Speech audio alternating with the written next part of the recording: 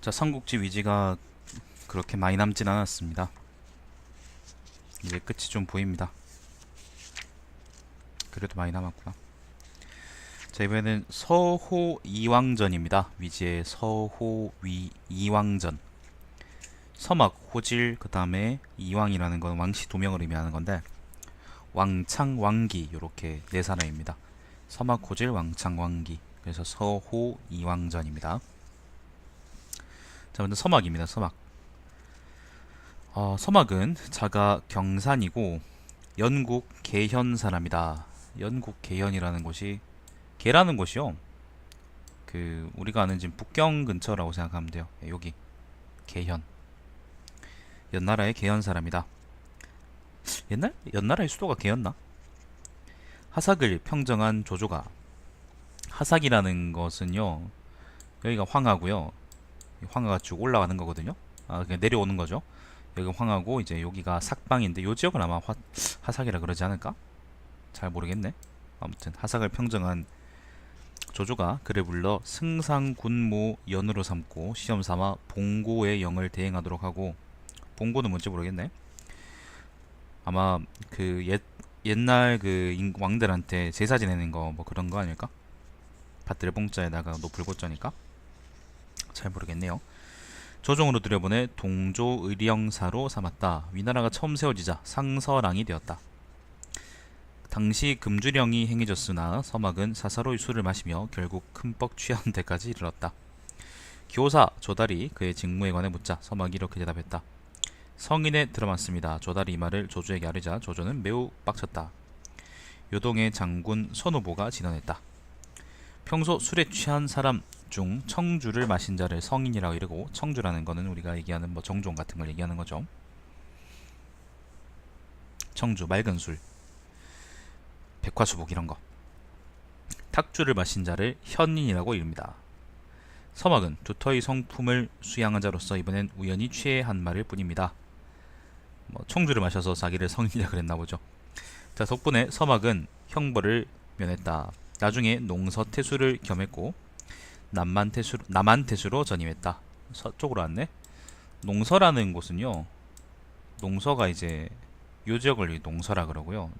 이 근처 어디가 농산인데, 농산이 어딘지 모르겠네. 그 서쪽을 보고 농서라 그러거든. 아무튼 농서군이라 그러면 여기를 얘기하는 거고, 아까 남한군 그랬죠. 남한태수니까 여기. 남한군은 여기입니다.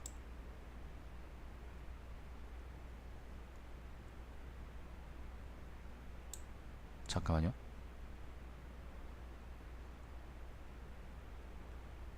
복지가 여기야? 복지 이쪽 아니야? 복지가 여긴가? 아무튼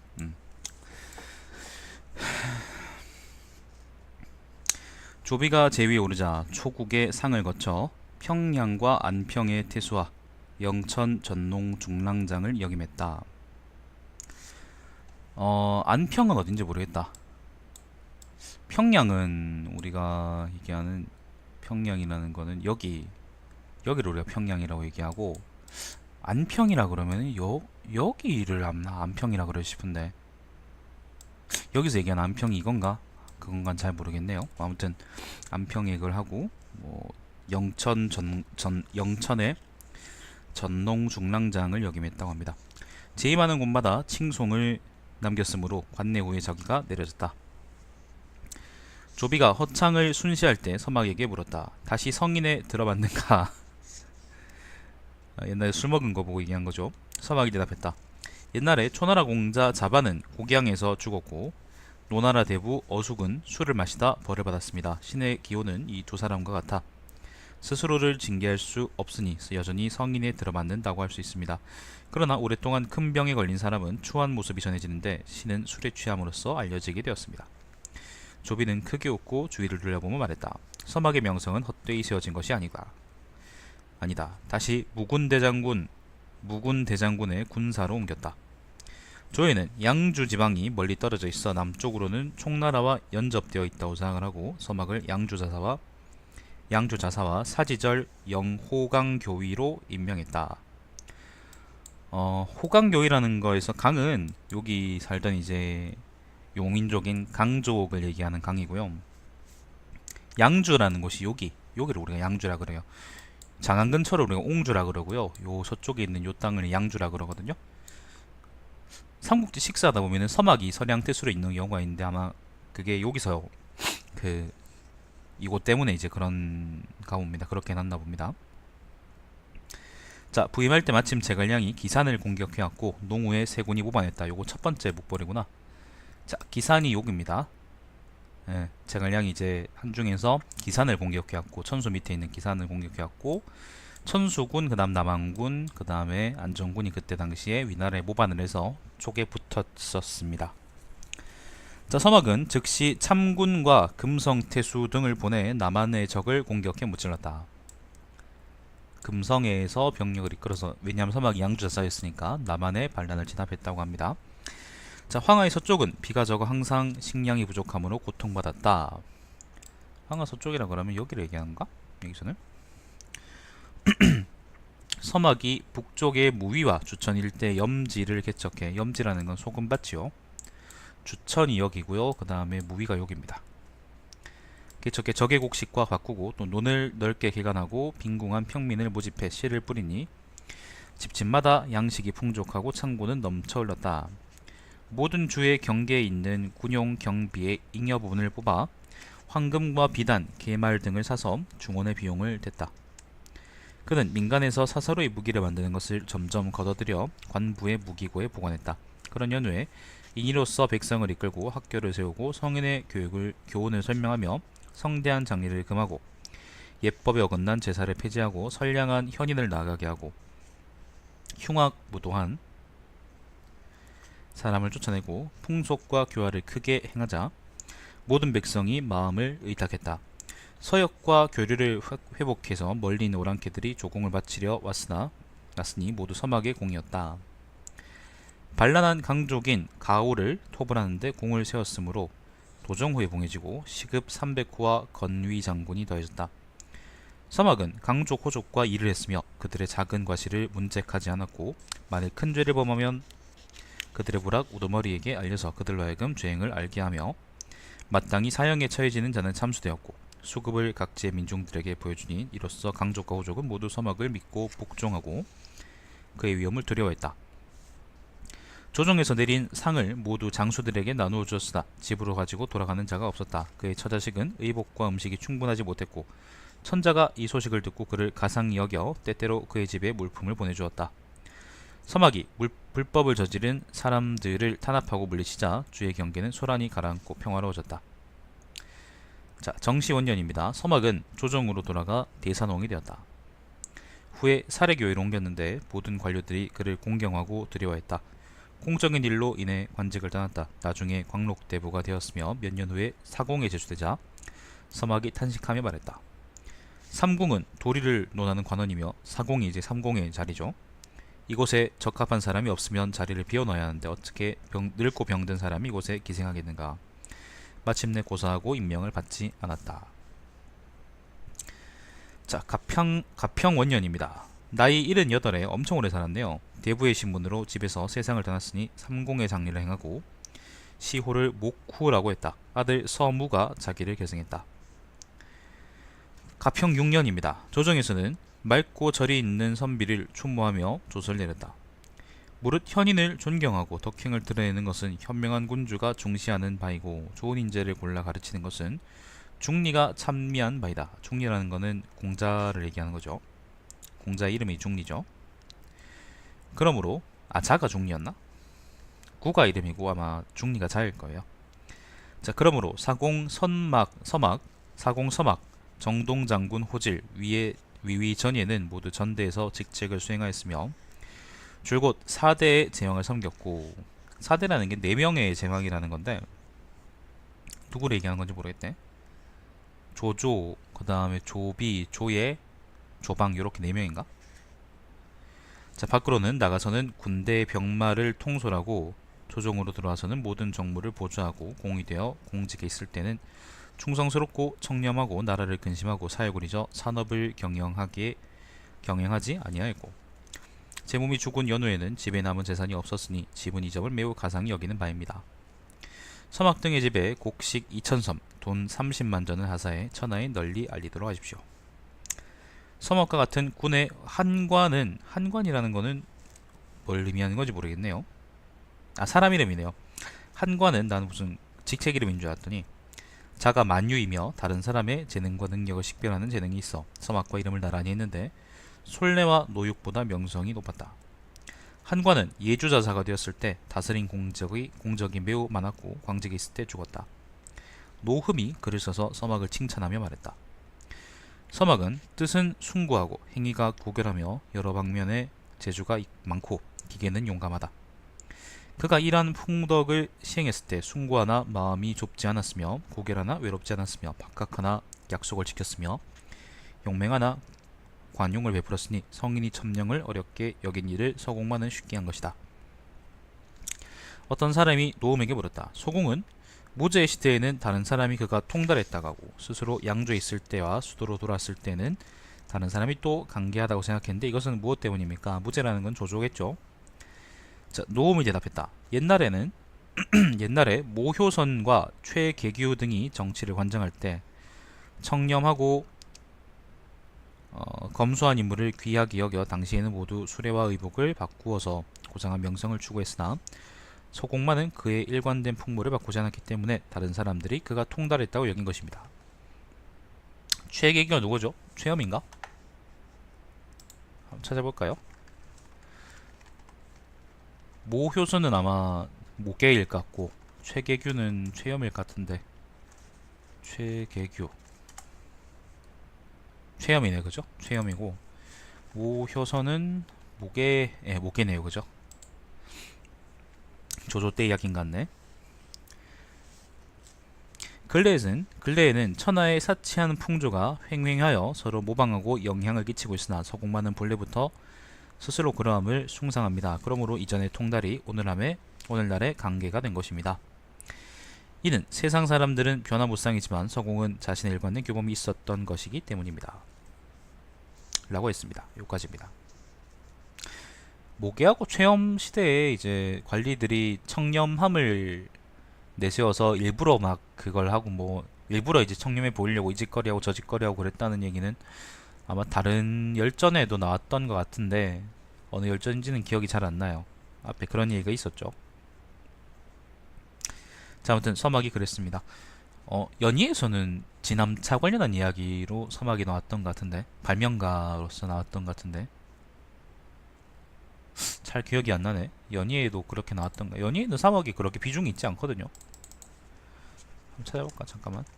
지남차라는 게 그 우리가 아는 나침반인데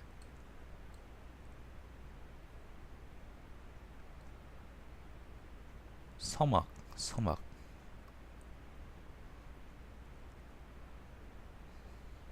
없네요. 예, 없네. 내가 잘못 봤나? 지남차가 아니었나? 아무튼 연희에서는 그렇게 비중 있게 나오지 않습니다. 봤던 것 같기도 하고 안 봤던 것 같기도 하고. 자, 이번에는 호질입니다. 호질은 자가 문덕이고 초국 수춘현 사람이다. 수춘현. 초나라의 수춘이다. 옛날 초나라의 마지막 수도인 수춘이다. 얘가 국왕이고 여기 옆이 수춘이죠. 수춘 사람이랍니다. 전 어려서 장제, 주적과 함께 장강과 회수 일대에서 이름을 알렸는데 주군에서 자리를 얻었다. 장관과 회수 일대라는 거는 요 사이 지방을 얘기하는 겁니다. 요게 회수고 요게 장강이죠. 장제는 별가가 되자 사자로서 조조를 만나게 되었다. 조조가 물었다. 호통달은 장자인데 어찌 자손이 없는가? 호통달이 호질의 부친이랍니다. 장제가 대답했다. 자식이 하나 있는데 호질이라고 합니다. 그는 계략을 헤아리고 꾸미는데 아버지에는 못 미치지만 세심하고 바르게 일을 처리한 데는 아버지를 능가합니다. 조조는 즉시 호질을 불러 돈구현의 영으로 삼았다. 현의 주민 곽정이 사촌 누이와 사통하고 그의 아버지 정탈을 살해하자 굴리 풍량이 투옥되어 증언하게 되었다. 곽정과 사촌 누이는 채찍을 맞으면서도 견뎌내며 사실을 은폐하려고 저항했지만 풍량이 고통을 견뎌내지 못하고 거짓 자백을 하며 하여 곽정의 죄를 뒤집었었다. 호질은 관직에 이르러 그의 표정과 태도를 보고 그 사실을 상세하게 조사하고 집중 검증해 모두 발견했다. 호질은 중앙으로 들어와 승상 동조 의령사가 되었지만 중안에서는 그를 치중으로 삼기를 청했다. 장군 장료는 그의 혹은 무주와 틈이 벌어져 있었다. 장료는 사자 온회를 보고 호질을 청해 구했지만 호질은 병을 핑계로 사용했다. 장료가 나가서 호질에게 말했다.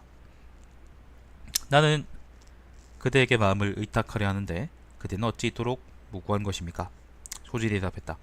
옛 사람의 사귐에서는 그가 많이 취하더라도 탐욕스러운 마음이 없음을 알았고 전쟁터에서 달아났어도 그가 겁이 없음을 알았으며 떠도는 말을 듣고도 믿지 않았으므로 사귐은 끝까지 갈 수 있었습니다. 무백남은 무주겠죠. 바른 인물로서 과거에는 장군이 그를 일컬어 칭찬함의 끝이 없었으나 지금은 노여 눈으로 안쓰럽게 서로 바라보아서 미워하는 틈이 생기게 되었습니다. 하물며 저는 재능이 적은데 어떻게 좋은 관계를 끝까지 유지하겠습니까? 이 때문에 저는 원하지 않는 것입니다. 장료가 무주를 옛날엔 좋아했는데 뭐 무슨 일 때문에 이제 틈이 벌어진 모양이에요. 그래서 호질을 대신 자기 참군으로 삼으려고 그랬는데 호질이 무주하고 잘 지내보는 게 어떠냐 그렇게 얘기해서 잘 지내게 된 모양입니다. 장료는 그의 말에 감동되어 또다시 무주와 친하게 되었다. 조조는 호질을 초빙해 승상 속으로 삼았다. 자, 황초인간입니다. 이부랑으로 옮겼으며 상산태수가 되었고 다시 동안태수로 옮겼다. 선비 노현이 그의 다른 사람에게 피살당하자 호질이 말했다. 여기서 선비라는 거는 용민족 말고 그냥 선비인가 보네. 갓쓴 선비. 이 사람은 원수가 없고 나이 어린 아내만 있는데 이것이 그가 죽은 까닭입니다. 노현의 이웃에 사는 나이 어린 사람들을 모두 살펴보았는데 그중 설이 이 약이 신문당하자 얼굴색이 변화했으므로 구체적 상황을 캐물었다. 이 약은 즉시 자수하고 투옥되었다. 호질은 나이 어린 아내만 있는데 아마 사통했던 모양이죠. 자, 호질은 매번 전쟁에 나가 궁을 세워 상을 받았으나 모두 따르는 무리에게 나누어주고 집으로 가져가는 일이 없었다. 호질은 군에서 9년 동안 재직하였는데 관리와 백성들이 편안했고 장사들도 명령에 복종했다. 형주자사로 승진에 옮겼고 진위장군을 더했으며 관내 후에 자기를 하사받았다. 오나라 대장 주연이 번성을 포위하자, 번성이라는 거는 여기 양양에 있는 곡이죠. 오나라한테 번성이 털린 적도 있었나? 여기가 착피고 여강이죠. 자, 여기가 강릉이고 남군이죠. 여기 남군이고 여기가 양양인데 양양성의 북쪽에 있는 요성이 저기가 바로 번성입니다. 양양하고 이제 쌍으로 수비하는 그런 성이죠. 양양성은 행정 목적의 성, 번성은 군사 목적의 성, 뭐 그런 거라고 생각하시면 되겠습니다. 오나라 대장 주연이 번성을 포위하자 호질은 가볍게 무장한 군대를 인솔해 그에게 달려갔다. 논의하는 자들 모두가 적군이 강성하므로 가서 싸울 수 없다고 생각했으나 호질이 말했다. 번성은 지세가 낮고 병력도 적음으로 마땅히 군대를 내보내 외곽에서 구해야 합니다. 그렇게 하지 않으면 위험에 처할 것입니다. 마침내 병마를 추슬러서 포위된 번성에 다다르니 성안이 곧 안정되었다. 호질은 정동 장군으로 승진했고 가절도독 청서제군사가 되었다. 청서제군사라는 거는 뭐 청주하고 서주 지역에 이제 군대를 총괄하는 사람이 됐다 그런 말이겠죠. 농업을 널리 권장하고 곡식을 비축해 몇 년 동안 양식을 저장하고 동정대를 건축하고 또 밭에서 세금을 거두어 변방을 지켰다. 그는 각 군의 일에는 수로를 열어 배가 왕래하기 편하게 했고 엄격히 설비하고 적을 기다렸다. 이로 인해 강변에는 아무 일도 없었다. 호질은 성품이 침착하고 성실하고 안으로 성찰해 그 자신의 절개와 지조로 다른 사람을 시험하지 않았다. 그래서 그가 재임한 곳에 백성들은 모두 그를 생각하게 되었다. 가평 2년입니다. 죽었는데 집에 남아있는 재산이 없었고 단지 하사받은 의복과 서적 상자만 있을 뿐이었다. 군사가 이러한 상황을 듣고서 보고하니 조정에서는 그를 양릉정후로 승진시켜 추봉하고 시급 100호를 주었으며 시호를 정후라고 했다. 아들 호위가 자기를 이었다. 6년입니다. 가평 6년 조서를 내려 호질의 단한 행동을 기려 서술하고 그의 집에 돈과 공물을 내렸다. 이에 관한 기록은 서막전에 있다. 호위는 함의연간의 관직이 서주자사에 이르렀으며 뛰어난 치적을 쌓아 세 곳의 군수를 역임했으며 부임하는 곳마다 이름을 떨쳤다. 안정에서 세상을 떠났다. 호열은 그러면 누구 계보죠? 호열이라고 그 진나라에 붙어먹은 새끼가 하나 있는데, 호열이라고 있는데, 호열. 아, 호분의 동생이군요. 예, 그 나는 호질 쪽 계보인 줄 알았는데 호질 쪽 계보가 아닌 모양이다. 자, 그렇습니다. 이번에는 왕창입니다. 왕창. 이번 열전들은 다들 그냥 뭐 담담하네요. 자, 왕창은 자가 문서이고 태원군 진양현 사람이다. 태원이 어디냐면은 여기입니다. 이 근처 땅을 우리가 태원이라 그러고요. 그 다음에 여기 태원군의 치소가 아마 진양일 겁니다. 옛날 조나라의 맨 처음 수도였나? 자, 젊었을 때 같은 군 사람 왕릉과 함께 이름이 알려졌다. 왕릉이 나이가 더 많았으므로 왕창은 그를 형으로 모셨다. 조비가 동궁에 있을 때 왕창은 태자문하게 되었으며 중서자로 승진했다. 조비가 제위에 오르자 산기시랑으로 전임되었고 낙양의 전농이 되었다. 당시 도성지역은 수목이 무성하게 자라 숲을 이루었는데 왕창의 백성들에게 나무를 베어 황폐한 땅을 개간하도록 권했다. 이후 연주자사로 승진했다. 조회가 즉위하자 양열 장군을 더하고 관내오의 자기를 받았다.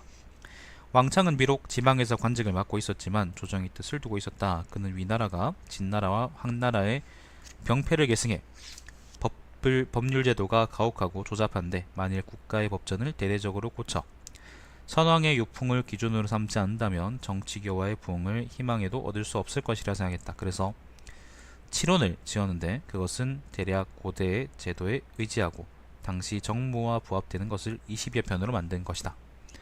또 병서 10여 편을 지어 병법의 기습책과 전공법의 운영에 대해 서술해 청룡연간에 상주했다.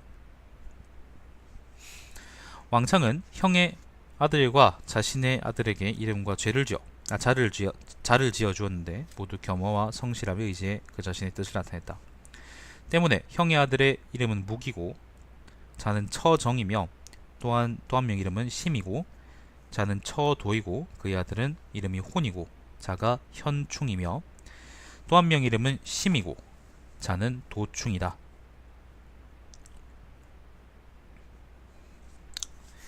무기라는 거는 무슨 글자인지 모르겠고요. 그 검을 묵자에다가 흑자에다가 개견자 붙어있는데 처정이라는 거는 정이 고요하다 그런 정자니까 처가 처에 있다 그런 글자거든요. 좋은 글이네요. 심자는 깊다 그런 의미고 처도라는 거는 도가 길도자입니다. 길도자. 처자는 도 같고 호는 뭔지 모르겠고 현충이라 그럴 때 검을 현자에다가 충자 저거는 무슨 충자야? 충만하다 그런 건가? 심자도 깊을 심자고 도충이라 할 때 길도자에다가 이제 아까 얘기한 뭐 충만한 충자 그 얘기인데 이름들이 다 좋네. 잠깐만 충자 이게 충만하단 그런 의미가 맞나? 찾아볼까요? 빌다 깊다 그런 의미네. 충만하다 그런 의미가 아니고 깊다 그런 의미네. 깊다 서로 올린다 깊다 충성도 할 때 충자거든요. 자 그렇답니다. 자 왕창은 또 문장을 써서 그들에게 경계시켰다. 무릇 사람의 아들 된 자의 도리는 자신의 몸을 귀중하게 여기고 행동을 온전하게 하여 부모의 명성을 빛내는 것보다 더 큰 것은 없다. 사람들이 이 일의 세 가지 일의 장점을 알면서도 간혹 몸을 위태롭게 하고 집을 파멸시켜 멸망의 화 속으로 빠지는 것은 무엇 때문이겠느냐? 그는 그들이 존경하며 받들고 학습하는 것이 바른 도리가 아닌 데서 비롯되는 것이다. 무릇 효, 경, 인, 의는 경이라는 것은 공경한다 그런 의미. 모든 행위의 출발점이니 그것을 실행하여 서면 편안해지고 이것은 몸을 세우는 기분이다. 효와 경이 있으면 종족이 편안해지고 인과 의가 있으면 향리 사람들이 존중한다. 이러한 행실은 안에서 완성되어 명성이 밖으로 나타나게 되는 것이다. 만일 사람이 지구한 품행에 이르게 하는데 열심히 하지 않고 기본에 등을 돌리고 말단을 쫓는다면 천박하고 화려한 데로 빠지게 되고 당파를 만들게 될 것이다. 천박하고 화려해지면 허위의 죄가 있게 될 것이고 당파가 형성되면 반대파로부터 비판을 받는 근심이 있을 것이다. 두 가지 일에 대한 경계는 매우 분명하다. 그러나 전철을 밟는 자가 갈수록 많아지고 말단을 구하는 경향이 매우 심해지는 것은 모두 당시의 명예에 미혹되고 눈앞의 이익에 눈이 멀기 때문이다. 무릇 부귀와 명성은 사람의 성정이 좋아하는 것인데 군자가 간혹 그것을 얻게 되더라도 취하지 않는 것은 무엇 때문일까? 그 도를 따르지 않는 것을 싫어할 뿐이다. 인간에게 재난은 전진할 줄은 알면서 물러날 줄은 모르고 욕구는 알면서 만족은 모르는 것이다. 때문에 굴욕스러운 재난과 후회의 과실이 생기는 것이다. 속담에 이르기를 만일 만족을 모르면 얻으려고 하는 것을 잃는다 라고 했다. 그러므로 만족할 줄 알면 항상 충족해지는 것이다. 지난 일의 성공과 실패를 보고 장래의 기룡을 관찰해보아라. 비트코인 사지 마라. 명령을 다투고 이익을 말하며 욕망이 끝이 없으면서 일생을 무사히 지내고 집을 지키며 오랫동안 행복을 온전하게 한 자는 없었다. 비트코인 사지 마라. 나는 너희들의 몸을 일으켜 자기의 이상에 따라 행동하고 요가의 가르침을 존중하고 도가의 주장을 행하도록 하려고 현목 충허를 너희의 이름으로 삼았고 너희가 이름을 돌아보고 뜻을 생각하고 감히 이름의 뜻을 위반하거나 초월하지 않도록 하려고 한다. 비트코인 사지 마라. 옛사람들은 쟁반과 주전자에 명문을 새기고, 명문이라는 거는요 그 새기는 글, 왜 그 명이라는 그에 왜 철이나 이제 돌 같은 데다가 글자를 새기는 걸 그게 명이라 그렇거든요. 여기서 명문이라는 게 그런 의미입니다. 뭐 유명한 글 그런 거 아니고. 자, 명문을 새기고 책상과 지팡이에 경계의 말이 있어서 일어나고 누우면서 그것을 관찰하여 지나친 행위가 없도록 하였다. 사실 그래서 명문을 새긴다는 말은 별로고 그냥 글을 새겼다 그러면 될 거를 굳이 명문을 새겼다 이렇게 쓰셨네. 아니면 명문했다 뭐 그런 얘기도 말이 되겠죠.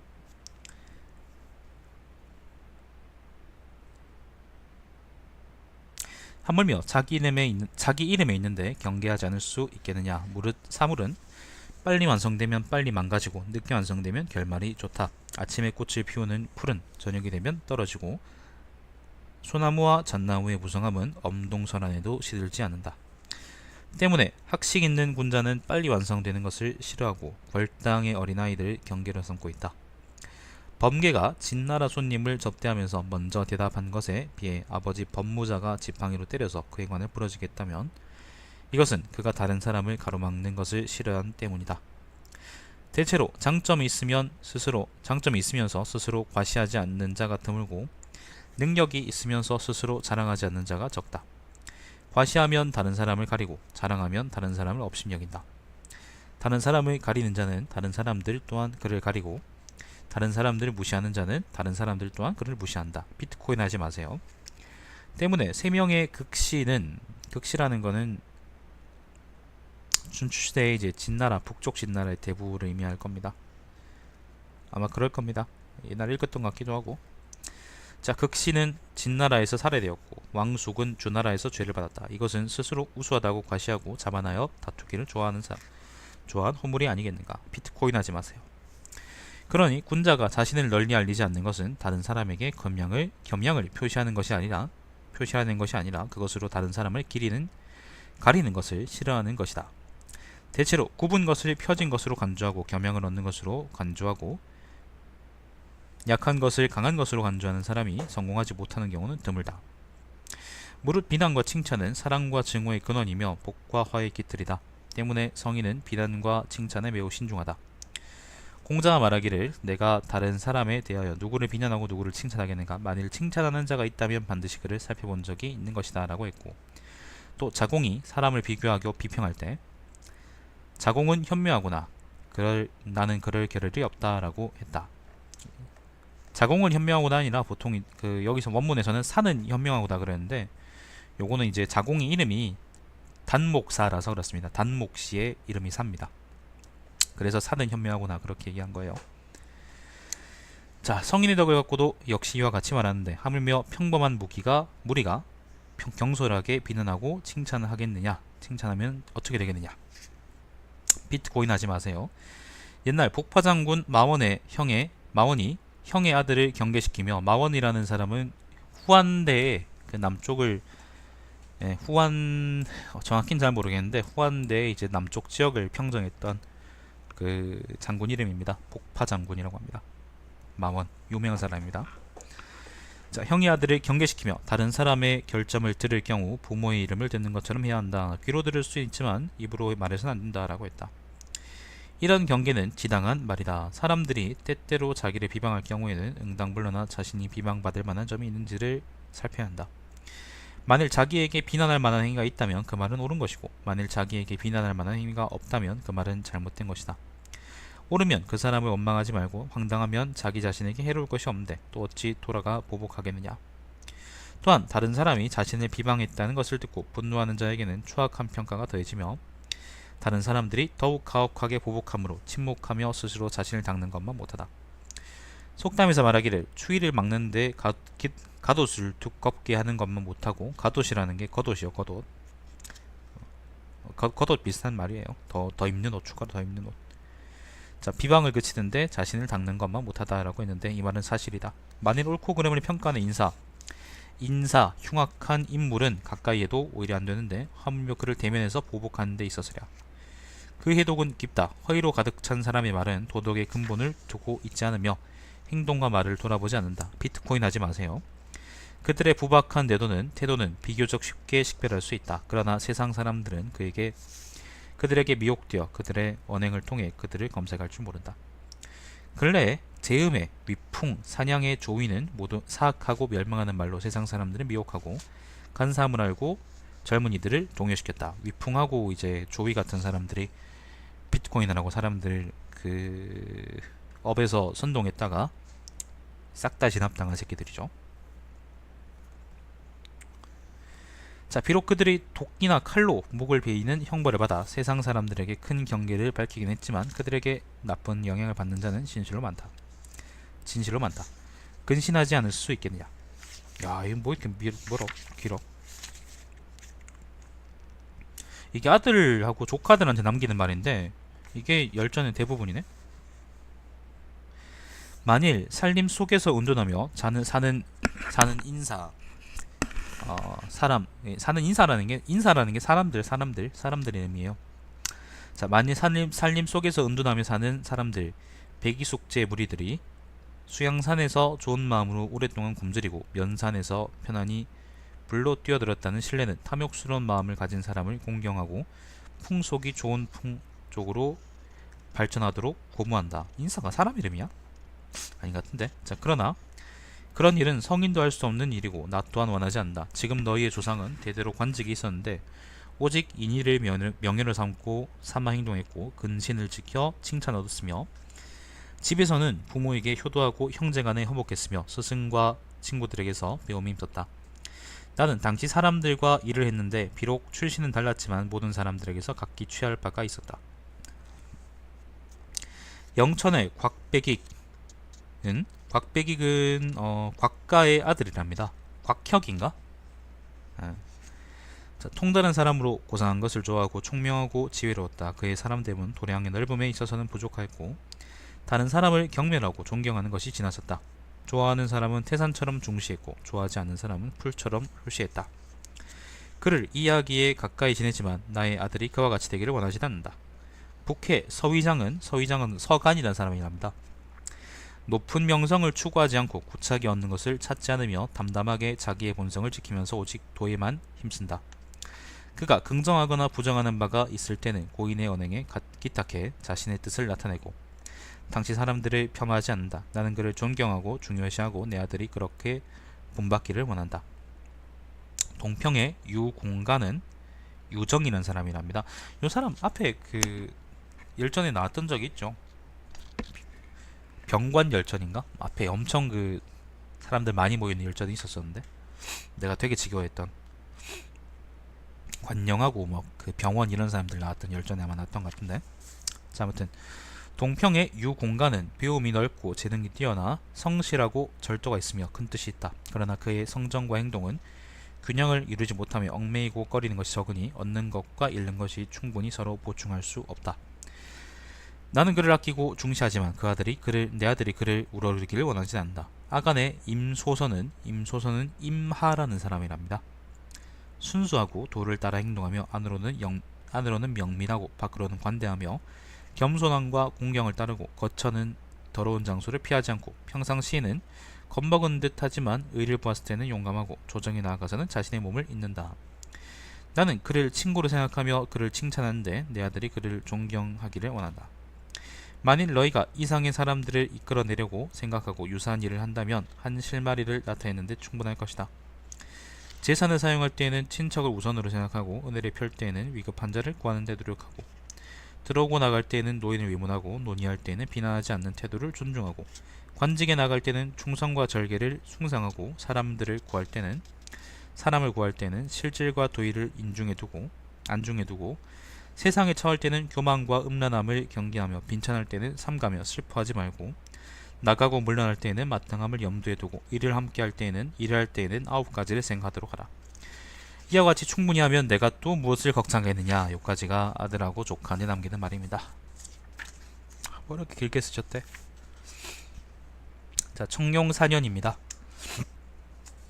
조서를 내렸다.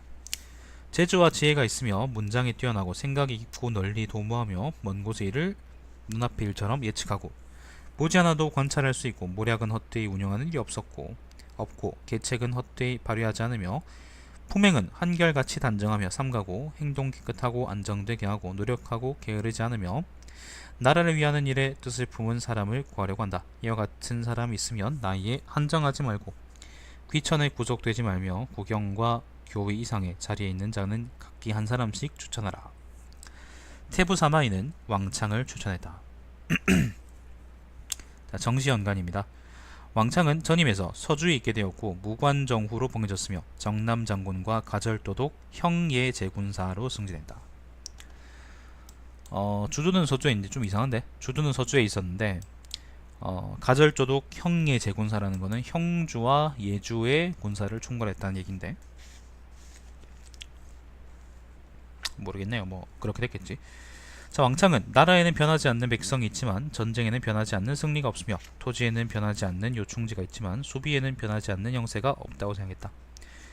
현재 완에 주둔하고 있는데 양양으로부터 300리 떨어져 각 부대는 흩어져 주둔하고 있고 배는 선지에 있어 급한 일이 있어도 달려가기에 충분하지 못하므로 곧 상소를 올려 신야에 있는 관서로 옮기고 이주라는 것은 형주와 예주입니다. 그래서 수군을 훈련시키고 농업에 힘을 기울이고 개간을 늘려 창고에 곡물이 가득 쌓이도록 해야 한다고 했다. 완에 군대가 주둔하고 있는데 양양까지 가려고 그러면 일단 너무 길이 멀고 그 다음에 그 분산해서 주둔해 있기 때문에 뭔가 좀 제대로 할 수 없으니까 좀 정비하세요, 뭐 그렇게 얘기했던 모양입니다. 뭐 그렇답니다. 자, 가평연간입니다. 가평연간 초입니다. 태부 사마이가 조상을 추살한 후 상주의 대신들의 득실에 대해 광범위하게 의견을 구했다. 왕창은 정치의 방책 5가지를 진술했다. 첫째, 도덕을 숭상하고 학문에 힘을 다하고 부화한 것을 억제하고 단절시켜야 합니다. 황족의 자제들로 하여금 태학에 들어가 상서에서 수학하게 해야 합니다. 둘째, 고시를 시행해야 합니다. 고시라는 건 시험이요. 마치 표준을 재는 수준기와 먹줄 같은 것입니다. 수준기와 먹줄을 버리고 마음대로 구분과 고듬을 결정하고 강등과 승진하는 제도를 폐지해 헛되이 논의하는 일이 없도록 해야 합니다.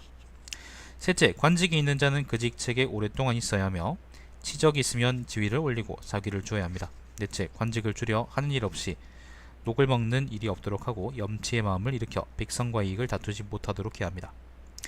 다섯째, 사치를 근절해야 합니다. 절약과 검소함을 숭상하고 의복에는 신분에 맞는 무늬를 달도록 하여 위아래에 질서가 있게 하고 곡물과 비단을 비축하여 백성들로 하여금 소박한 경제로 돌아가게 해야 합니다. 황제는 조서를 내려 왕창을 칭찬했으며 이 일을 계기로 그에게 백관의 고시제도를 편찬하도록 했다. 그러자 왕창은 당우라는 게 요순시대죠. 강등과 승진에 관한 문장은 있지만 고시방법에 관한 것은 전해지지 않았고 조나라 때에는 총재 재상입니다. 재상의 직책을 제정해 각 관리의 지적을 통일되게 조사하고 상과 벌을 내렸지만 또 고시제도는 없다고 생각되므로 이로부터 성명한 군주는 현명한 사람을 임용할 때 식견이 명백하고 대체로 강등과 승진의 법칙을 세워 그것을 통달한 관리에게 위탁하며 황제는 그것의 대강을 총괄하기 때문에 관원의 능력 여부를 파악할 수 있다고 서술했다. 왕창의 건의는 대체로 이와 같았다. 정시 2년입니다. 왕창이 상주했다. 손권은 우수한 대신을 내쫓았고 이공의 변인가? 적자와 서자가 나뉘어 다투고 있으니 이 틈을 타면 오화촉을 제압할 수 있습니다. 백제와 이릉 일대, 검무, 자귀, 방릉은 모두 장강 북쪽에 위치해 한족과 만족이 신성군과 국경을 접하고 있으니 습격하면 취할 수 있습니다.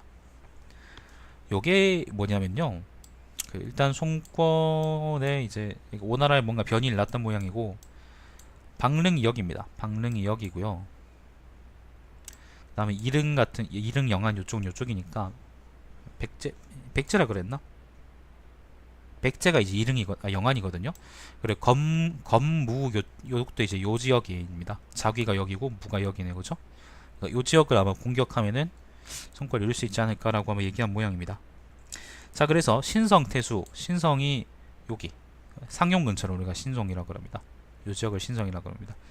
자, 신성태수 주택에 무, 자귀, 방릉을 습격하도록 하고 형주자사 왕기를 이릉으로 향하게 하며 왕창을 강남으로 향하게 하고, 자, 왕기는 이릉으로 하고 이릉이 여기 남군입니다. 강릉 근처입니다.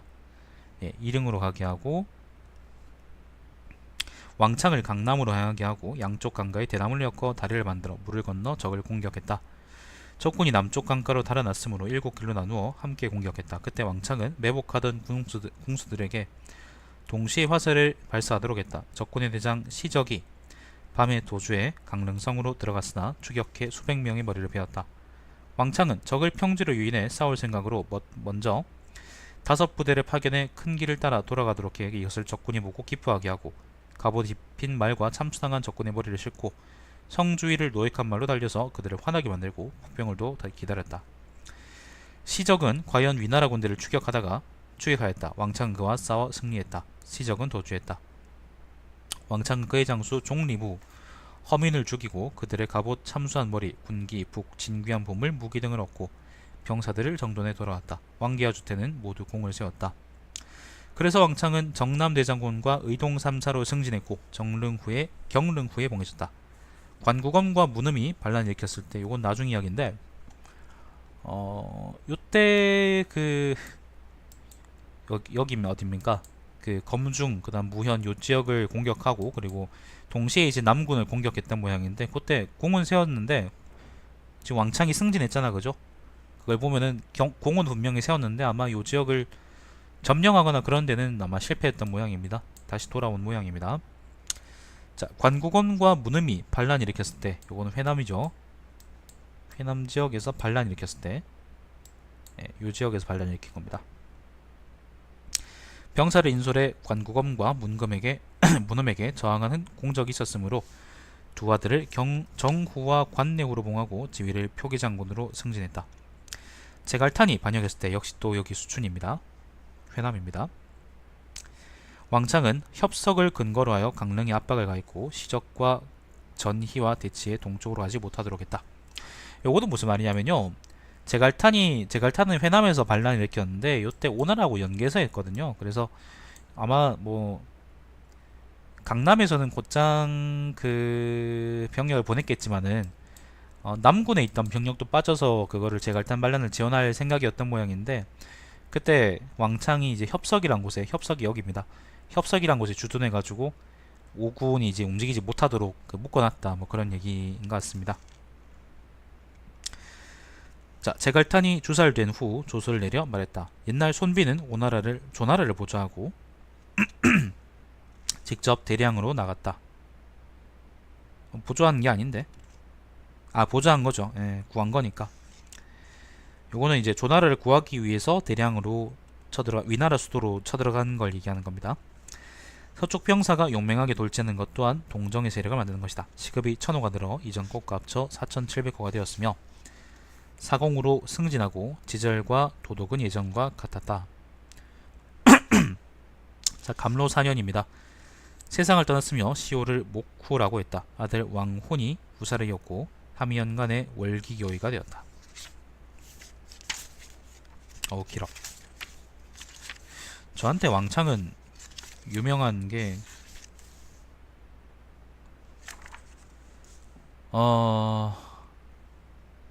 조루여포 조루여포 조선 등에 서서 왕창 사정 한당, 이걸로 유명한데 이런 사람이었군요. 뭐 빠진 것 같은데, 조루여포 앞에 뭐 빠진 것 같은데 뭔지 모르겠다. 자, 이번엔 왕기입니다. 왕기. 자, 왕기입니다. 왕기는 자가 백여이고 동래군 곡성현 사람이다. 동래니까 여기 멀리네요. 동래, 여기가 동래입니다. 자, 어려서 고아가 되어 숙부 왕옹과 함께 살았다. 왕옹은 그를 기르는데 정성을 다했으며 왕기 또한 효자라는 칭찬을 들었다. 왕기는 나이 17에 군의 부름을 받아 관리가 되었지만 자신이 좋아하는 일이 아니었으므로 관직을 버리고 낭야군으로 들어가 유학했다. 낭야는 어디냐면요, 여기 동해, 그리고 낭야가 이 근처일 텐데, 여기 소패, 이게 뭐지? 여기 낭야네. 여기 낭야입니다. 낭야.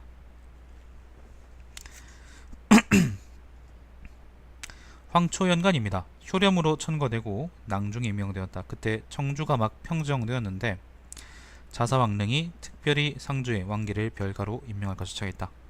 후에 중왕으로 불려가 비선왕이 임명되었지만 왕릉은 또 왕기에게 돌아와 일할 것을 요청했다. 오래지 않아 사도 왕랑이 왕기를 초빙했지만 왕릉은 그를 보내지 않았다. 왕릉은 편지를 써서 그러니까 청주를 탄핵하며 청주에서 탄핵하며 말했다. 무릇 가신 중 우수한 인재는 삼공을 보좌하도록 승진시키고 삼공의 신하 중 우수한 자는 조정으로 들어와 국방을 보좌하는 직책을 맡겨야 합니다. 때문에 고대의 후와 백들은 선비를 바치는 예의가 있었습니다. 지금 주에서 수기를 담당할 만한 신하를 비각의 관리로 남겨두는 것은 거의 듣지 못한 일입니다. 그래도 왕릉은 그를 보내지 않았다.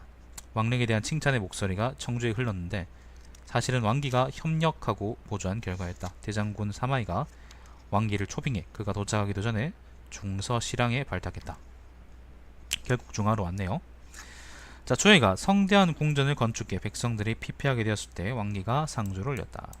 낙양으로 왔습니다.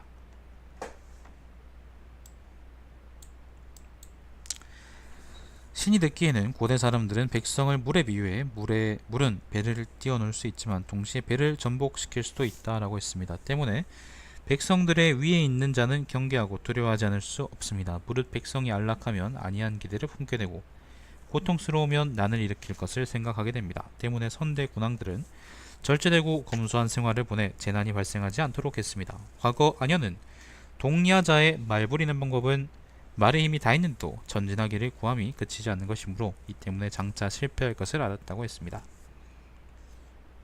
어거지를 했던 모양이네. 그러니까 어거지로 하지 말란 말이에요. 지금 백성들이 힘드니까 그만하세요, 그런 얘기입니다. 지금 노역은 수고롭고 고통스러우며 남자와 여자는 멀리 떨어져 있습니다. 원컨대 폐하께서는 동야자의 실패를 깊이 살피고 배와 물의 관계의 비율을 유념하시어 힘을 전부 사용하지 않았을 때 잠시 쉬고 백성들이 고통을 받기 전에 힘을 아끼고 노역을 줄이십시오. 과거에 한나라가 천하를 지배하고 효문제 때에 이르러서 오직 같은 성의 제후만을 있게 하자. 요거는 사기에 나왔던 얘기죠, 그죠? 동성제후들만 봉해쳤죠. 가인은 이것을 걱정해 말하기를 불을 붙여 놓은 섬나무 더미를 아래에 놓고 그 위에 자면서 안전하다고 하는구나 라고 했습니다. 결국 5초 7곡이 터졌지. 자, 지금 바깥의 적은 아직 멸망하지 않았고 용맹한 장수가 병사들을 인솔하고 있습니다. 한번 살펴보시면 적의 병력에 응전할 수 없고 이와 같이 오래되면 후대 자손들이 곤란해질 것입니다. 지금 흥성한 지대에 근심을 제거하는 일에 전력하지 않아 만일 자손들이 계속 이어질 수 없다면 이것은 종묘사직의 걱정거리입니다. 만일 가히로 하여금 또 말하도록 한다면 반드시 과거보다 더 엄하게 지탄할 것입니다. 산기상시 왕숙이 경전들의 해석을 쓰고 또 조종의 예의에 대해 논하고 확정지어 정현의 옛 학설들을 바꿨는데 왕기는 정현의 본의를 지지하며 항상 그에 대항했다. 정현은 이제 그거죠. 그 한나라 말의 유학자입니다. 유학자. 저는 정현의 책을 읽어본 적은 없습니다. 아무튼 유명한 사람입니다. 왕기는 안평태수로 옮겼지만 공적인 일로 인해서 관직을 떠났다. 대장군 조상이 요청해 종사중랑이 되었고 시간이 많이 흘렀네, 그죠? 밖으로 나가 안풍태수가 되었다. 안풍은 어딜까? 안풍 형수구나.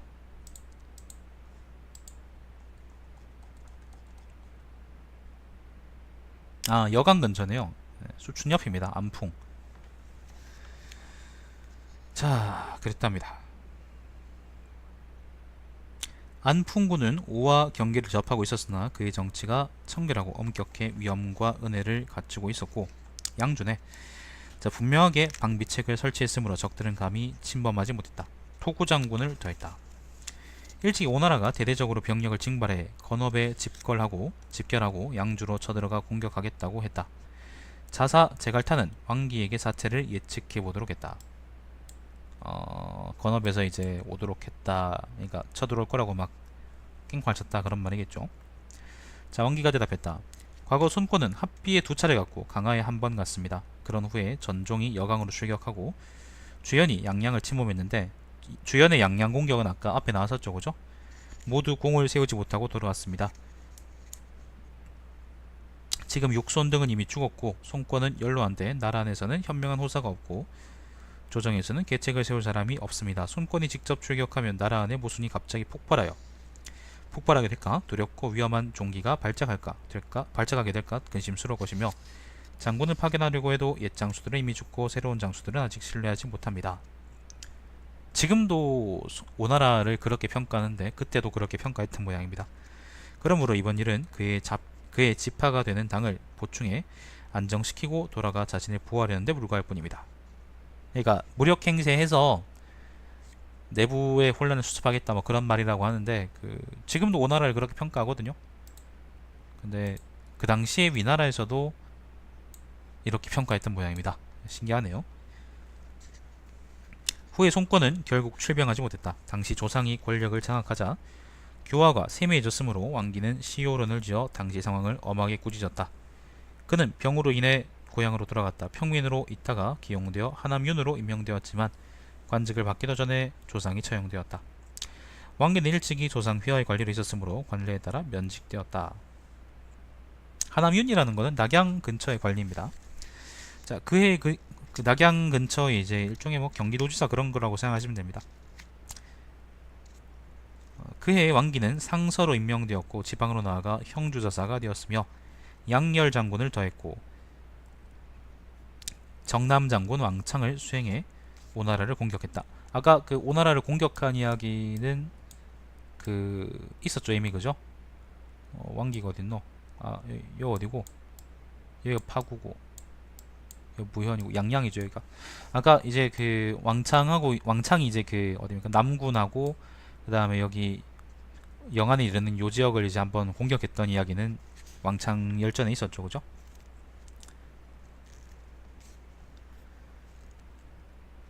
어디까지 읽었노? 예, 왕창을 수행해 오나라를 공격했다. 단독으로 이릉에 있는 보협을 습격했는데 이릉이 어디냐면요, 여기가 이제 남군이고요. 남군 왼쪽이 아마 이릉일 텐데 여긴 안 나와 있나? 여기 효정, 아 여기가 2릉이네. 이렇게 멀었나? 네, 여기가 2릉입니다.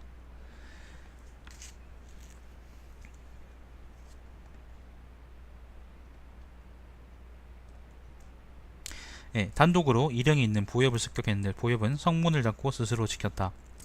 왕기는 공격 체제를 보여주고 한편으로는 실제로 병사를 나누어 웅부입니다. 웅부의 식량 저장소를 탈취하여 쌀 30여만 석을 몰수했으며 안북 장군 담정을 포로로 잡고 수천 명의 항복하는 사람들을 받아들였다. 그리고 그 항복한 백성들을 이주시켜 이릉현을 설치했다. 왕기는 관내 후의 자기를 받았다. 예, 큰 공을 세웠다고 합니다.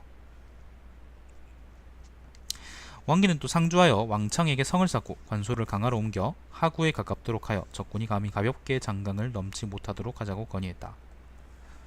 강하는 여기가 안륙이고 강하가 요 근처인데 어디지? 아 강하 여기네요. 예.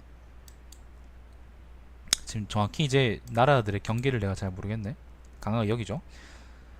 아무튼 요 근처에다가 요 근처에다가 이제 그 요새를 지어가지고 그 자꾸 이제 자주 넘어와서 깽판 치는데 그걸 좀 적당히 하게 하자 뭐 그렇게 간 건이겠지. 자, 그는 제도를 명확하게 하고 군대와 농업을 정리하고 아울러 학교를 세웠으므로 남방에서는 그를 칭찬했다. 당시 조정에서 오나라를 토벌하라고 상의했는데 왕기에게 조서를 내려 징역하는 것이 적당한지 아니면 어떤지 의견을 서술하도록 했다. 왕기가 대답했다. 병사를 출동시키고도 공이 없으면 대외적으로는 위험과 명성이 깎이고 대내적으로는 재정이 소모될 것입니다. 그러므로 반드시 만전을 기한 후에 출동해야 합니다. 만일 수로교통에 의지하지 않고 식량을 모으고 수전을 펼칠 준비를 한다면 비록 장강 안쪽의 병사를 직결시켰을지라도 절대로 물을 건널 수 있는 형세는 없을 것입니다. 지금 강릉에는 저수와 장수의 두물이 있고 관계된 비옥한 토지가 수천 곳이 있습니다. 알육의 변방에는 알육이라는 것이 여기 강화입니다. 강화. 알육의 변방에는 연못과 옥토가 끊임없이 이어져 있습니다. 수군과 육군 양군이 나란히 농사를 지어 군대 몰자를 충실하게 하고 그런 연후에 다시 강릉과 이릉으로 향해 병사를 나누어 하구를 점거하고 저수와 장수를 통해 수로를 이용해 공물을 실도록 하십시오. 적군이 광군에게 장기간의 계획이 있음을 깨닫게 한다면 천자의 주사를 거스른 자는 뜻이 꺾게 될 것이고 왕도와 교화를 흠모하는 자의 마음은 더욱더 견고하게 될 것입니다. 그런 연후에 만일을 합쳐 통솔해 그 내부를 공격하고 전해 병사가 밖에서 토벌하도록 한다면 하구로부터 상류지역은 틀림없이 함락될 것이고 장강 밖에 있는 군은 지킬 수 없을 것입니다. 이와 같이 한다면 오와 촉의 연합은 끊어질 것이고 연합이 끊어지면 오는 멸망할 것입니다. 이렇게 하지 않으면 병사를 출동시킨 이로움을 가히 기약할 수 없을 것입니다. 사마사가 막 정치를 총괄하게 되자 위의 건의는 받아들여지진 않은 모양입니다. 총괄하게 되자 왕기는 편지를 써서 그에게 경계의 말을 서술했다. 천하는 매우 광대하고 여러가지 사물이 매우 뒤섞여 있습니다. 실제로 열심히 일하지 않으면서 앉아서 날이 밝기만을 기다릴 수는 없습니다. 무릇 뜻이 바르면 여러가지 사악함 발생하지 않고 마음이 조용하면 여러가지 혼란이 일어나지 않으며 충분히 생각한 후에 결정하면 명령은 지나치게 반대하지 않을 것이고 충성스럽고 선량한 사람들을 신뢰하고 사용하면 먼 곳과 가까운 곳이 화해하고 복종한 것입니다. 때문에 먼 곳을 화평하게 하는 것은 내 몸에 있는 것이고 백성을 안정시키는 것은 내 마음에 있는 것임을 알 수 있습니다. 허윤, 부하, 원간, 최찬은 모두 한 시대의 바른 선배들로 정직함과 질박함이 있고 떠도는 마음은 없습니다. 정치에 협력하도록 할 만한 인물들입니다. 사마사는 그의 의견을 받아들였다. 고귀향공이 제위에 오른 후 조모죠 조모 왕기를 승진시켜 상락정후에 봉했다. 관구검과 문음이 반란을 일으켰을 때 왕기를 행감군에 임명하고 가절을 주어 허청의 군대를 통솔하도록 했다. 왕기는 허창으로 가서 사마사와 만났다. 사마사가 말했다. 그대의 예측으로는 관구검의 장래가 어떻게 될 것 같습니까? 자, 회남의 반란이 터져서 아무 생각 없이 읽고 있었는데 회남의 반란이 터져서 이제 여기 진압하러 갔는데 그게 거기 이제 사마사하고 합류했답니다. 사마사 눈 위에 사막이 터져서 죽어라 씨발놈. 자, 왕기가 대답했다. 회남의 반역은 관리와 백성들이 난을 원했기 때문에 일어난 것이 아닙니다. 관국엄이 사람을 속이고 협박해 당장 처형될 것이 두려웠기 때문에 무리지어 모인 것뿐입니다. 만일 대군이 만다면 반드시 그 땅은 무너지고 기와가 깨지듯 흩어질 것이고 관국엄과 문음의 머리는 아침을 넘기지 않고 군문에 걸리게 될 것입니다. 사마사가 말했다. 옳습니다. 곧 왕기에게 명해 대군의 선봉에 서도록했다. 논의하는 자들은 모두 관국엄과 문음은 사납고 교활함으로 직접 싸우는 것은 곤란하다고 했다. 왕기에게 조서를 내려 진군을 멈추도록 했다. 왕기의 판단은 다음과 같았다.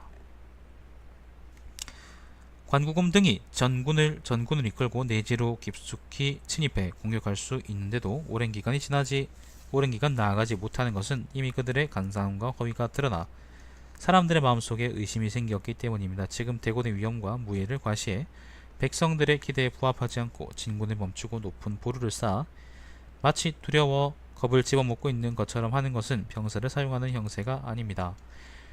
만일 침략당한 백성이나 조화군의 병사들은 가족이 적병의 포로가 된다면 다시 흩어지는 마음을 갖게 될 것이며 관국엄 등에게 협박을 받은 자는 자신의 죄의 무거움을 생각하고 감히 다시 돌아오지 못할 것입니다. 이것은 병사를 사용할 수 없는 땅에 멈추게 하여 사악한 사람들의 근거제를 이루어주는 것입니다. 오나라가 이 기회를 놓치지 않는다면 회남은 우리 소유의 영토가 되지 못할 것이고 초패 여예는 위험에 안정되지 못할 것입니다. 회남이 무너지면 여기 북쪽에 있는 예주 지방도 무너질 것이다. 초, 패, 그 다음에 여라는 것은 연함일 것이고요. 그 다음에 여기 마지막에 예는 아마 예주 전체를 얘기하는 거겠죠, 그죠? 요 지역이 무너질 것이다 라고 얘기하는 겁니다. 이것은 계책상의 큰 실패입니다. 군대는 당연히 신속히 나아가 남돈을 근거지로 해야 합니다. 남돈에는 큰 식량 창고가 있는데 계산해보면 군사들이 40일간 먹을 수 있는 충분한 식량이 있습니다. 견고한 성을 갖고 저장된 곡물을 이용해 천수를 쳐서 적의 전의를 빼앗는 것, 이것은 적을 평정하려는 하는 중요한 수단입니다. 왕기가 여러 차례 청했으므로 곧 나아가 은수를 점거할 것을 허락했다. 그러니까 왕기 이야기는요, 사마사가 군대가 머뭇거리면 분명히 그 기세를 가다듬고 오나라와 연계해서 올 것이다. 그러면은 예주 지방이 쭉쭉 무너질 거니까 빨리 와서 기세를 타고 반란을 진압해 버리는 게 맞다라고 얘기하는 겁니다. 자, 도착한 후에 다시 진화했다. 용병에 졸속이 있다고는 들었지만 공교롭게 하고 더디게 오래 한다는 것은 보지 못했습니다. 졸속이라는 건 아마 빨리 한다 그런 말이겠죠. 자, 현재 밖으로는 강적이 있고 안으로는 반란을 일으킨 신하가 있습니다. 만일 제때 결정하지 못한다면 사태의 깊고 얕음은 예측할 수 없을 것입니다. 논의하는 자들은 대부분 장군이 신중함을 지키기를 원하고 있습니다. 장군이 신중함을 지키는 것은 옳으나 군대를 멈춰 나아가지 않는 것은 옳지 않습니다. 신중함을 지키는 것은 행동하지 않는 것을 의미하는 것이 아니고 나가서 함부로 침범해서는 안 된다는 것입니다. 지금 견고한 성을 근거로 하고 보루를 지켜 국가가 촉적한 식량으로 적을 도와준 한편 우리 군사들은 먼 곳에서 식량을 운송해 오고 있으나 크나큰 실책입니다. 오고 있으니 크나큰 실책입니다. 빨리 진압하세요. 막 그런 말입니다. 사마사는 군사들이 집결하기를 기다린 후에 결정하려고 아직 허락하지 않았다. 왕기가 말했다. 너는 사막이 터져서 죽고 싶으냐? 장군은 군대 안에 있으므로 왕의 명령을 받지 못할 때가 있습니다. 적이 얻으면 이익이 되고 우리가 얻어도 이익이 되는 땅이니 이것은 성을 다툰다는 말로 남돈이 바로 이와 같은 것입니다. 곧장 진군의 남돈을 점거했다. 관국엄 등도 항에서 출발해 역시 남돈으로 가서 다투려고 했지만 출발하여 10열이 되는 곳에서 왕기가 먼저 도착하였다는 소식을 듣고 다시 항으로 돌아가 지켰다. 보자, 항이 어딘지는 잘 모르겠네요. 아무튼 지금 요 전장은 수춘 근처입니다. 수춘 근처. 당시 연주자사 등해가 앞가에 주둔하고 있었다. 관국엄은 문음에게 병사를 지휘해 등해를 습격하도록 했다. 왕기가 그 세력이 둘로 나뉘었음을 알고 진군의 항으로 갔으므로 관국엄의 군대는 곧 패했다. 문음이 이미 평전된 후 왕기는 진남장군과 도독 예주 제군사로 옮기고 예주자사를 담당했으며 안락향후로 승진해 봉해졌다. 상주의 200호를 분할해 숙부의 아들 왕교에게 관내 후의 자기를 내려 숙부가 양육해준 은덕에 보답할 것을 정했다. 조서를 내려 특별하게 허락했다. 자, 그래서 광구검의 반란이 진압됐습니다. 그랬답니다. 제갈탄이 모반하자 왕기는 진동장군과 도독 양예 제군사를 대행했다. 양예라는 건 양주하고 예주겠죠. 당시 대군이 항해 주둔하고 있었는데 적군의 병사가 정이었으므로 왕기에게 군대를 모아 부루를 굳게 지키도록 조서를 내렸다. 왕기는 여러 번 나아가 토벌하게 놓으라고 청했다. 마침 오나라에서는 주의를 제갈탄의 구원병으로 파견해 안성에 주둔시켰다. 왕기는 또 군사들을 통솔하고 인솔하고 전진해 북산을 점거하라는 조서를 내렸다. 북산이 여기 아님? 북산이 여기네요. 자, 왕기가 장수에게 말했다. 지금 우리의 포위와 보루는 점점 더 견고해지고 병마가 집결했습니다. 그러나 온정성으로 수비해 적군이 달아날 때를 기다리고 다시 병사들을 이동시켜 요충지를 지키다가 적군으로 하여금 달아나게 한다면 비록 현명한 사람이라고 할지라도 좋은 결과를 얻을 수 없을 것입니다. 곧 적당한 때를 기다렸다가 상소를 올렸다. 지금 도적들과 대치하고 있으니 당연히 산처럼 움직이지 말아야 합니다. 만일 이동하여 험난한 곳에 의지한다면 인심은 동요하고 전략상 큰 손실을 입을 것입니다. 군사들이 깊은 참호와 깊은 누대를 점거하고 있으면 사람들의 마음은 모두 안정되어 흔들리지 않을 것입니다. 이것이 병사를 다루는 요점입니다. 상소를 올리자 허락한다는 회답이 돌아왔다. 대장군 사마소는 진군의 구두에 주둔하고 부대를 나눠 포위했으므로 장수들은 각기 총괄하는 지역이 있게 되었다. 왕기는 성 동쪽과 남쪽에 두 군대를 지휘했다. 사마소는 군리에게 명해 진남장군 왕기가 지휘하는 경계로 들어갈 때에는 자유롭게 행동하지 못하게 했다. 적군의 성 안에는 식량이 다 떨어졌고 밤낮으로 포위된 진영을 공격했지만 왕기는 그때마다 맞서 공격해 그들을 격파했다. 수춘이 함락된 후 사마소는 왕기에게 편지를 보내 말했다. 당초 논의하는 자들이 말하기를 군대 이동을 요청하는 사람이 매우 많다고 했습니다. 당시 아직 긴급할 때가 아니었으므로 나 또한 적당하다고 여겼습니다. 장군은 이해관계를 깊이 계산하고 홀로 굳은 뜻을 견제해서 위로는 황제께서 조서로 내린 명령을 여기고 아래로는 사람들의 건의를 거절하였지만 끝내는 적군을 제압하고 적군을 멸망시켰습니다. 비록 옛사람의 서술 속에 유사한 공신이 있다더라도 이와 같음을 넘지는 못할 것입니다. 엄청 기네. 사마소는 장수들을 파견해 가볍게 무장한 병사들을 인솔하고 가서 깊숙이 침입해 당자 등의 자제를 불러 영접하도록 하고 이들을 이용해 오나라를 전복하려는 형세를 만들려고 생각했다. 왕기가 가난했다. 옛날 제갈각은 동관의 승리에 편승해 동관이라는 거는요 요 지역을 의미하는 겁니다. 제갈각이 이쪽으로 쭉 나와서 한번 크게 이긴 적이 있거든요. 근데 이걸 모아서 이제 신성으로 왔다가 합비 신성으로 왔다가 개깨짐 그랬던 적이 있습니다.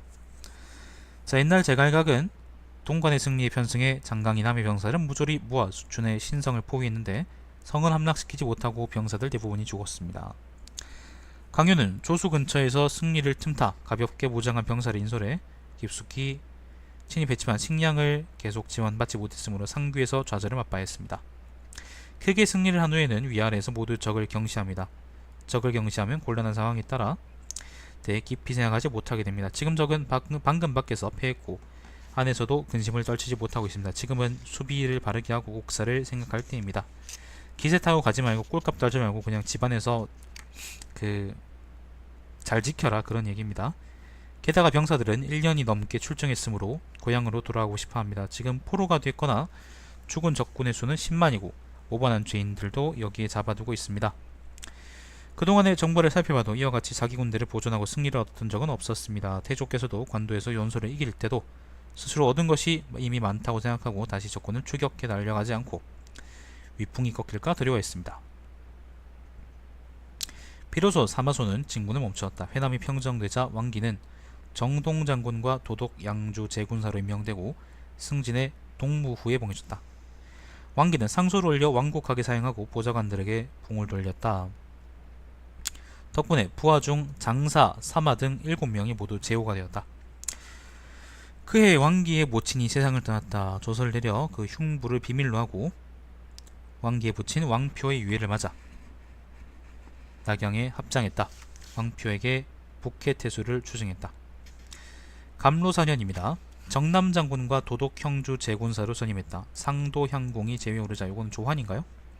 시급 1000호를 증가시켜 이전 것과 합쳐 5700호가 되게 했다.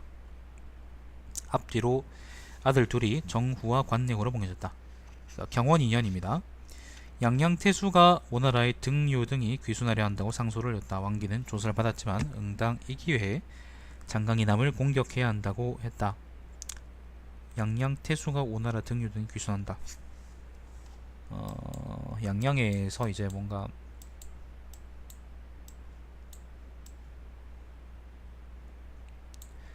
오나라 남군 쪽에서 사람이 온다 뭐 그런 얘기가 있었던 모양이죠.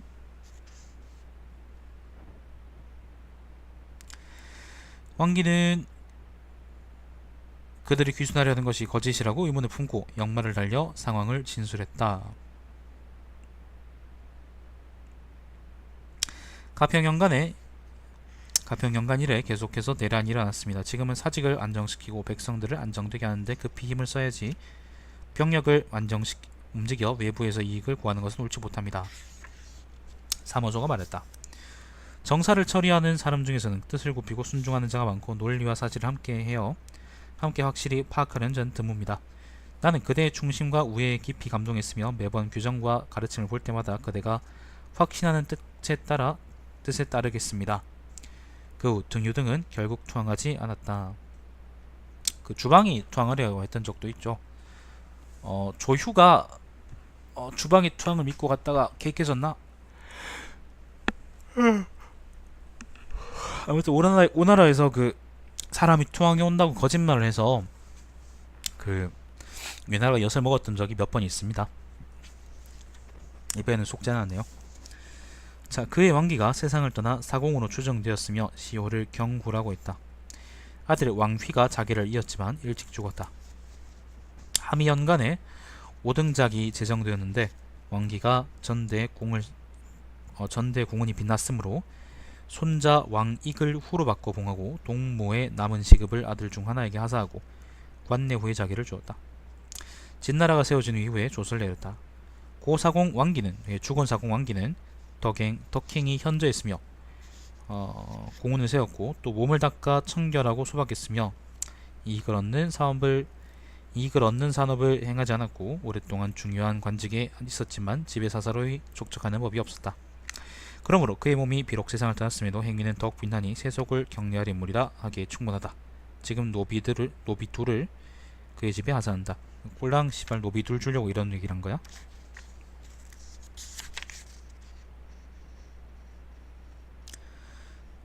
자, 아무튼 그렇습니다. 서막은 평화에 말한다. 서막은 청렴하고 여러 분야의 두루 통달하고 호질은 평소하는 일이 바르고 순수했으며 왕창은 군주를 보조하여 백성을 다스렸으며 식경과 도량이 있었고 왕기는 책, 학문과 품행이 곧고 결백했다. 이들은 모두 지방을 통솔하는 책임을 맡았으며 사람들에게 칭송받는 빛나는 공적을 남겼다. 이들은 국가의 훌륭한 신하이며 당대에 걸출한 인물이라 할 수 있겠다. 서막하고 호질은 군사지휘관이라기보다는 이제 지방 관리에 적합한 사람들이고 왕기하고 왕창은 지방 관리인 줄 알았는데 군사지휘관으로서의 업적을 많이 쌓은 사람들이네요. 뭐 남길 말이 있다면은 조루여포 서서 등의 이제 조루여포 서서 조루여포 조선 등에 서서 왕창 사정 한당. 이제 제 총평입니다. 별 뭐 다른 건 없습니다. 그냥 그랬구나 싶습니다. 위나라 말기의 인물이 나오고 이제 관구검하고 그 누굽니까? 제갈타의 난도 나오고 그 다음에 남군 지역과 그 다음에 여기 어딥니까? 합비 근방에서 전투한 기록들이 나오는 걸 보니까 좀 또 새롭고 그러네요. 생각보다 이런 기록이 적더라고. 자, 그렇습니다. 요까지가 그 서호 이왕전이고요. 다음은 왕관 구제 갈등 종전입니다. 왕관구 제갈 등종전, 왕릉 관구검 제갈탄 등의 종회, 요렇게 역적들의 열전이네요. 요거는 그 뭡니까? 공통점이 확실하네. 아, 요건 좀 긴데? 큰일 났네. 자, 요건 또 다음에 읽겠습니다. 시청해주시면 감사드리고 제 방송 유튜브에 달마시안TV에서 다시 볼 수 있습니다. 방송 종료하겠습니다.